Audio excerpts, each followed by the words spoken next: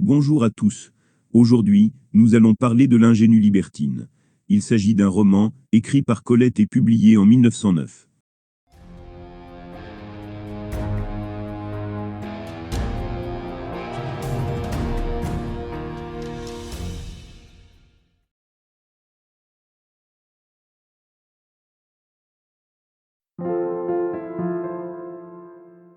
Mine, qui a 14 ans, est en train d'écrire une dissertation d'histoire, tandis que sa mère fait de la broderie. En réalité, Mine lit une rubrique de Paris la nuit, ce qui explique pourquoi elle est si longue à faire son devoir. L'article parle de deux bandes rivales, qui se seraient bagarrées pour une femme surnommée Casque de Cuivre. Le chef d'une bande, surnommé le Frisé, n'a pas été retrouvé et recherché. Après avoir embrassé sa mère, Mine monte dans sa chambre. Elle essaie de se coiffer de manière à ressembler à Casque de Cuivre. Avant de s'endormir, elle réfléchit encore à l'histoire qu'elle vient de lire.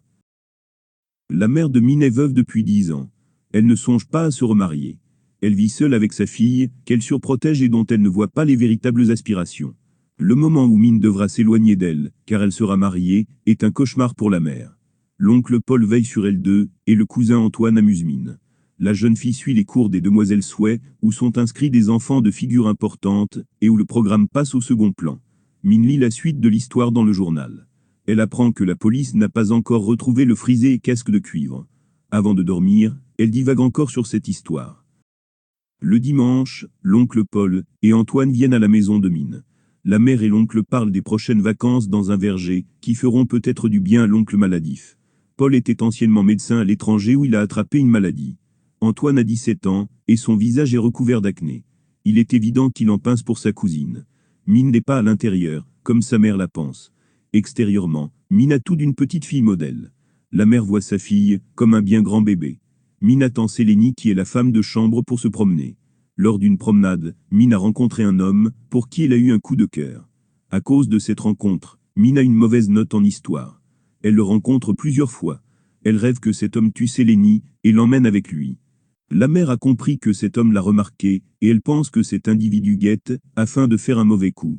Mine fait le rapprochement entre cet homme et le Frisé. Elle rêve que cet inconnu vienne chez elle et l'enlève en motocyclette. Quand Mine ne le voit plus, elle imagine qu'il a été emprisonné. Elle pleure. Sa mère s'inquiète, et son oncle prescrit des vacances à la campagne. Mine se réveille à la campagne dans la maison de son oncle. Au petit déjeuner, Mine reçoit une lettre. Antoine est vexé car il n'a rien reçu. Il trouve que sa cousine a l'air fière. Il attire l'attention sur une photo d'Anfémina. Il s'agit de l'actrice nommée Polaire, qui n'intéresse pas Mine. Antoine en pince toujours pour Mine. Lorsque Paul parle du fait que sur les Mirabelles purgera son fils, Antoine rougit. Le jeune homme sort dans le verger, Mine le suit peu après. Mine arrange les cheveux de son cousin, et lui conseille de porter une casquette qui est la même que celle que portait l'homme que Mine prenait pour le Frisé. Le fait que Mine se soit occupé de ses cheveux, amène de la confusion en Antoine. Mine se plaint du fait que le père Corne soit dans les parages. Elle lui reproche d'être laid, et de jouer du flageolet dans son lit le dimanche.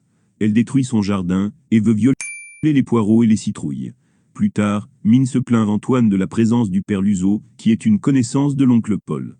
Alors qu'Antoine dit que c'est un brave homme, Mine dit que c'est un criminel, et qu'il est responsable de la disparition d'une petite fille. Après cet événement, Mine vient voir son cousin, alors qu'il est en chemise. Antoine lui demande pourquoi elle ne l'embrasse plus en lui disant bonjour. Elle l'autorise à l'embrasser du moment qu'elle a les yeux fermés. Il l'embrasse sur la joue et veut recommencer, mais elle l'arrête. Durant la nuit, Mine est dans son lit, mais ne parvient pas à dormir. À l'extérieur, il y a du tonnerre, ce qui met encore en effervescence l'imagination de Mine. Antoine a peur de l'orage, il imagine que Mine a elle aussi peur, et rêve de la sauver. Cependant le jeune homme ne fait rien. Ultérieurement, a lieu une conversation entre Mine et Antoine. Mine ne veut pas de résinée, mais une pipe en sucre rouge. Elle raconte qu'à son cours, certaines filles ont des amants. Les deux grands enfants vont dans le jardin qui est encore humide de la précédente tempête. Mine demande à Antoine de retourner une limace, car Sélénie a dit que si le nez de la limace a de la terre, c'est qu'il fera beau. Plus loin, il voit deux escargots accolés. Un pic de chaleur fait que les deux adolescents se trouvent dans la maison, et que les volets sont fermés. Mine démontre à son cousin qu'elle n'a pratiquement rien sous sa robe. Antoine tente une approche, mais Mine se sentant en danger, se met à pleurer. Antoine fait en sorte qu'elle ne dise rien à sa mère. Le soir, Mine est dans sa chambre, et elle pense à ce qu'il s'est passé. Elle aurait aimé que la scène se soit passée avec quelqu'un d'autre que son cousin.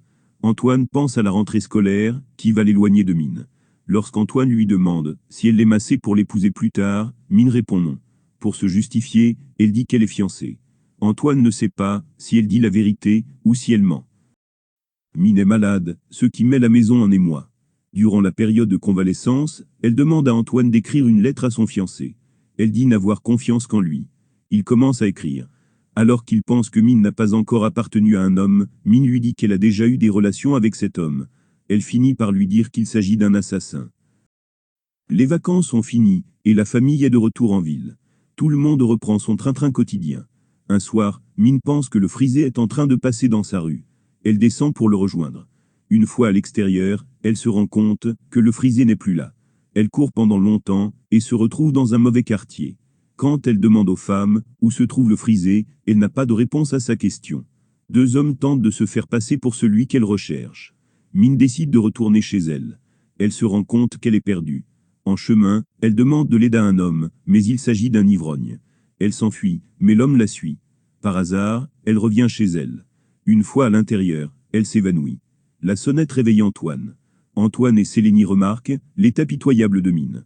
Célénie pense qu'on a enlevé Mine. Antoine pense qu'elle revient d'un rendez-vous d'avec son amoureux. Paul vérifie si elle n'a pas été abusée, et remarque que ce n'est pas le cas. Antoine, qui est touché par ce qu'il imagine s'être passé, se met à pleurer. Le petit baron Couder est heureux car il va coucher avec Mine. Cette dernière se rend effectivement chez lui. Antoine est devenu le mari de Mine. Le baron va être pour la première fois seul avec Mine, qui ne sera pas cette fois-ci accompagné de son mari. Mine se déshabille. Lors de l'acte seul, le baron ressent du plaisir. Mine reste passive. Elle rentre chez elle en fiacre. Le baron est son troisième amant. Elle ne ressent rien, bien qu'elle soit parfaitement conformée pour l'amour. Elle pense qu'Antoine a dû casser quelque chose en elle. Elle est mariée depuis 2 ans à Antoine. La nuit de noces a été dramatique pour elle. Mine a remarqué rapidement son erreur de s'être mariée à Antoine. De son aventure nocturne, sa mère a pensé qu'elle a découché. Sa mère est maintenant décédée. Avant de mourir, elle lui a demandé d'épouser Antoine. L'oncle Paul rend Mine responsable du décès de sa mère qui aurait été causé par le choc dû à son escapade nocturne. Mine est de retour à la maison, son mari est heureux de son retour. Ce soir, ils doivent dîner chez les Chaulieu. Mine ne voudrait pas y aller, mais son mari pense devoir y aller pour des raisons professionnelles. Ils se rendent chez les Chaulieu qui est constitué d'un couple dépareillé, qui ne s'aime pas.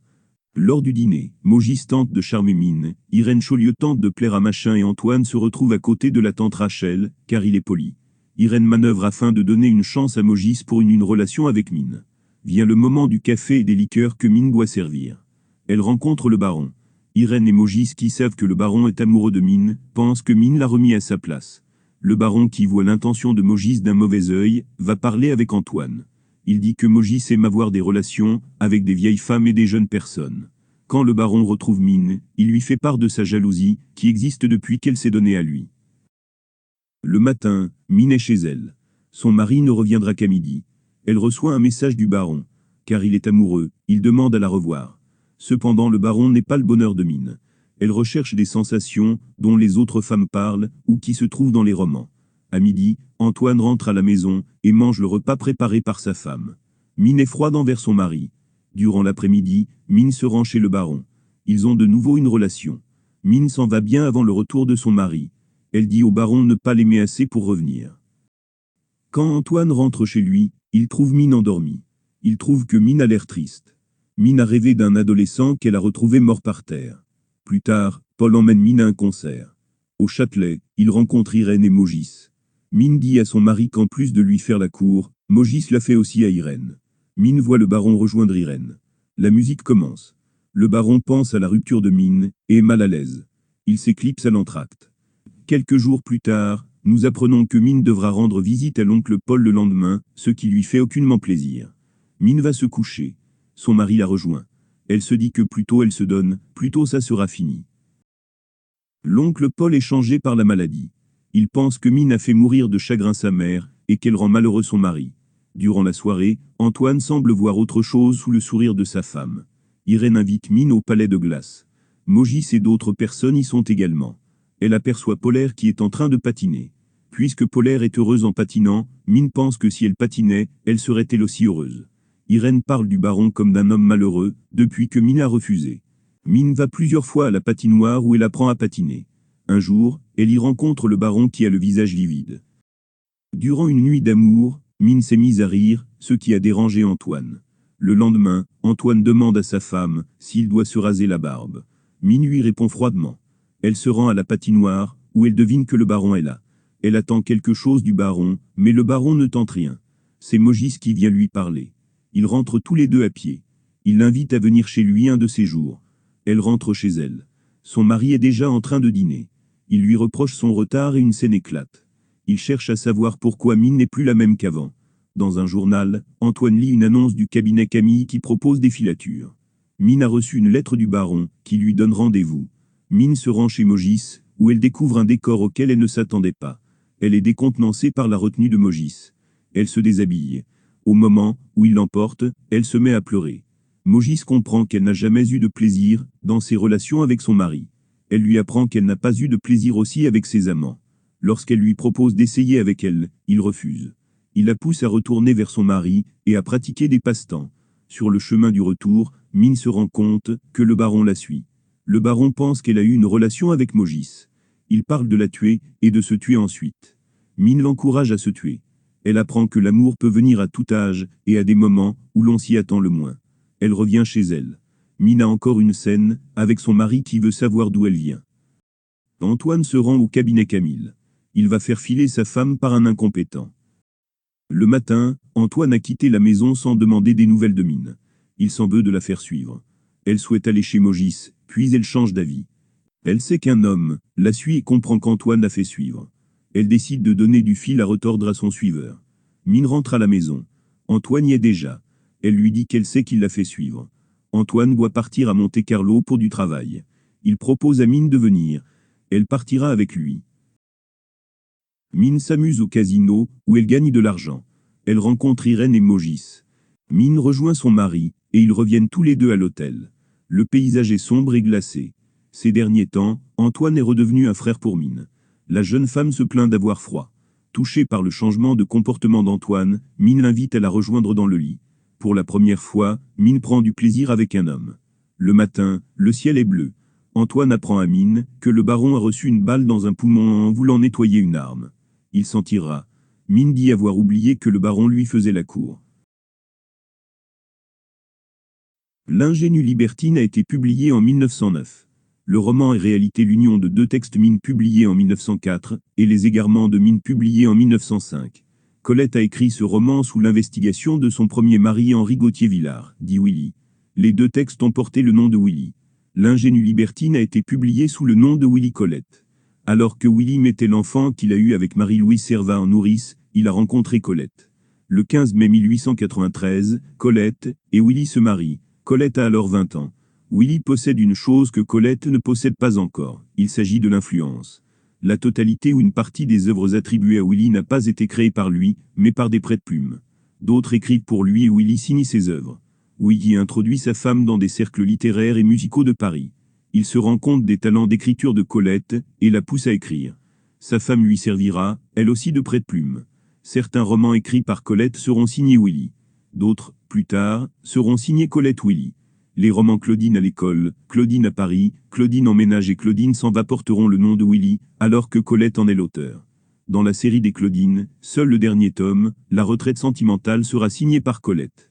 L'écriture ou l'influence de Colette, de Willy ou même d'autres personnes, dans cette série est encore portée à débat aujourd'hui.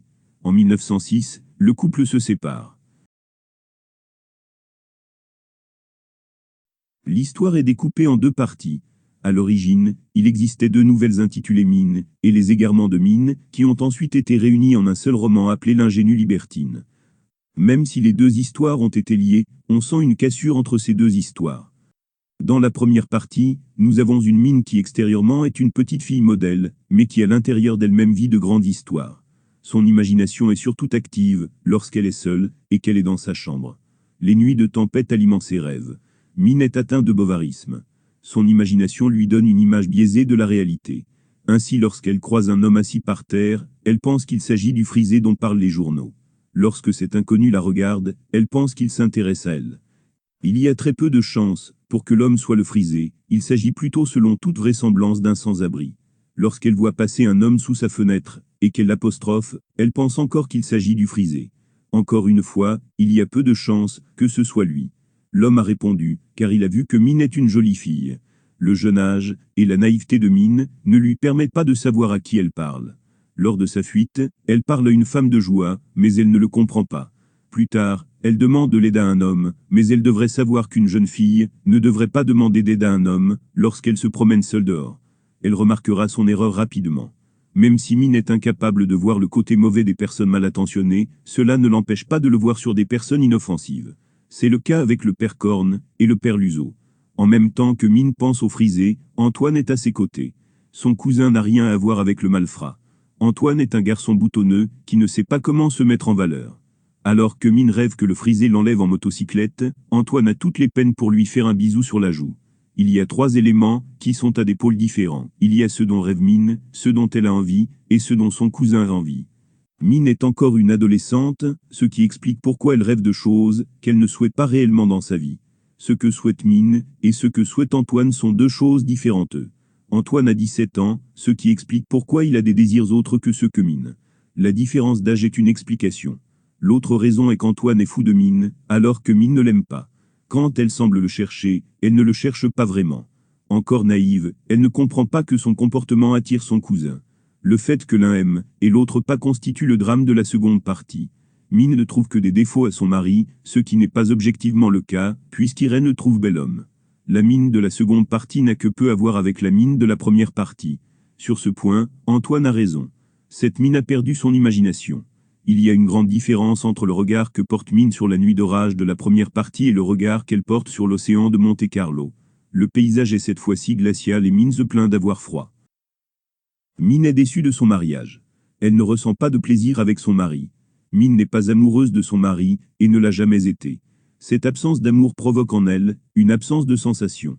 Elle porte la faute sur elle ou sur Antoine. En réalité, Mine n'est jamais tombée amoureuse. Le frisé n'était qu'une chimère, et elle ne semble avoir connu qu'Antoine, comme jeune homme avant de se marier. Elle ne comprend pas que l'acte physique seul ne peut pas lui apporter du bonheur. Les moments où le mari passe à l'acte ressemblent pour Mine à une tâche ingrate à effectuer ou à subir. Le mari ne voit rien, ne comprend rien, et recommence sans cesse la même erreur. Ses amants sont trop centrés sur leur bonheur pour remarquer que Mine n'est pas heureuse. Adolescente, elle s'est enfuie de chez elle pour suivre le frisé, mais surtout pour échapper à l'ennui de la maison. Une fois adulte, elle a des amants pour échapper à l'ennui de la maison où le mari est soit au travail, soit en train de la culbuter pour son simple plaisir. Pour pouvoir jouir, elle a besoin d'être amoureuse, ou du moins d'être attirée par la personne. Ceci explique pourquoi elle ne ressent pas de plaisir avec ses amants, qu'elle a choisi uniquement pour savoir si elle pouvait ressentir quelque chose avec une autre personne que son mari. Après un énième scène, Antoine n'a plus son rôle de mari, mais est devenu un frère, ou est redevenu le cousin de Mine. C'est en repartant de zéro qu'Antoine peut se comporter comme un homme qui fait la cour à une femme. Séduite, Mine acceptera une relation au lieu de la subir, ce qui lui permettra de connaître le plaisir. Lors du mariage d'Antoine, Mine s'est mariée avec Antoine non pas par amour, mais parce qu'il le fallait. En effet, avant de mourir, sa mère lui a dit de se marier avec Antoine et Mine aurait difficile à marier avec sa fuite nocturne. Après sa première nuit d'amour, Mine devient une femme. C'est un long rôdeur d'une souplesse désossée qui fume et se promène. La clarté d'une fenêtre ouverte, à 7 heures, l'étonne. Il lève la tête. Mine, affolée, jurerait qu'elle reconnaît sur ce visage levé une pâleur unique, et la fumée de la cigarette monte vers elle comme un encens. Si. Fait Mine. L'homme s'est retourné, d'une manière courbe, qui révèle la bête toujours au guet. C'est cette gosse, là-haut, à qui en veut-elle? Une petite voix légère demande. Vous venez me chercher, il faut descendre? À tout hasard, parce que la silhouette est jeune et fine, l'homme envoie, des 2 mains, une obscène et gouailleuse réplique. Bien sûr, c'est le signe, se dit Mine. Mais je ne peux pas descendre comme ça. Fiévreuse, elle recommence la parure baroque de l'an dernier, le ruban rouge au cou, le tablier à poche, le chignon, oh, ce peigne qui glisse tout le temps. Faut-il prendre un manteau? Non, on n'a pas froid quand on s'aime. Vite, en bas. Les pieds bondissants de Mine, chaussés de mules rouges, effleurent le tapis, un craquement terrible. Mine, dans sa hâte, a oublié la 18e marche, disjointe, qui gémit comme une porte rouillée, elle s'aplatit, les mains au mur, retient son souffle, rien n'a bougé dans la maison. En bas, les verrous de sûreté obéissent à la petite main qui tâtonne. La porte tourne, muette. Mais comment la refermer sans bruit?